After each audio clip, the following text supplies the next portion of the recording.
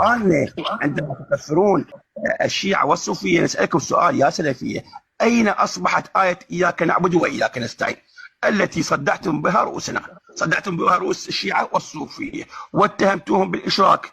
شو صرتم عباد النخامة عندما أتينا بحديث الصحابة؟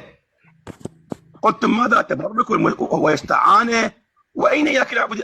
إذن أنتم تطالبون الشيعة بمن؟ بآيات قرآنية تجوز التبرك والتوسل. عندما أتيناكم بحديث التبرك بالنخامة ماذا جعلتموها؟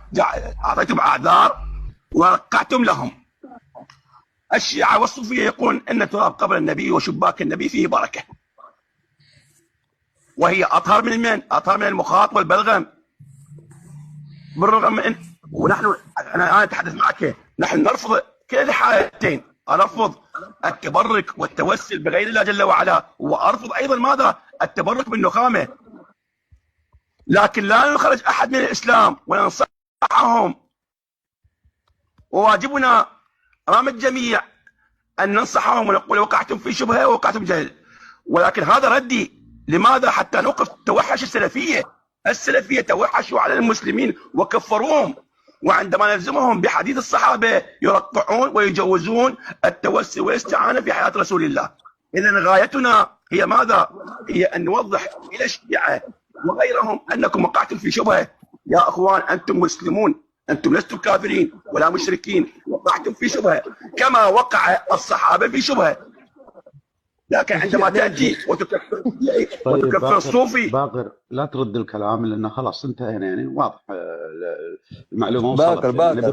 باقر يعني أنت تنصحني الآن يا باقر إني أنا أترك سنة النبي وأخالف الله وأخالف الرسول وأروح للقبور وأترك بر الوالدين وأروح لقبر الحسين وعلي مو بحاجتي؟ طيب بعد بالله عليك بالله عليك قبل اسمع هذاك الله بالله عليك انا مو قلت لا تعيد الكلام مره ثانيه، بس اسمع استاذ واجد بدون زحمه. اسمع لي استاذ واجد، الحوار قبلك انا اكمل.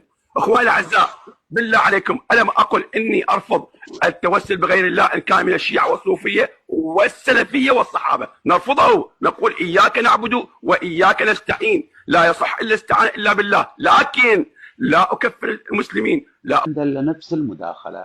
الرجل هذا مو شيعي، لأنه يقول الشيعة ما عندهم التوسل، ما يرون بالتوسل، لأن اللي يتوسل يقول أنت على خطأ وينصحونه. حيدر أنت إنسان إمام 12، هل كلام صحيح باقر أن الشيعة ما يتوسلون بأهل البيت؟ هذا الكلام صحيح مو بعقيدتكم؟ إذا هو مو بالله عليكم بالله عليكم يكذب علي عينك. أنا قلت الشيعة ما يستعينون؟ ماذا هذا الكذب والبهتان؟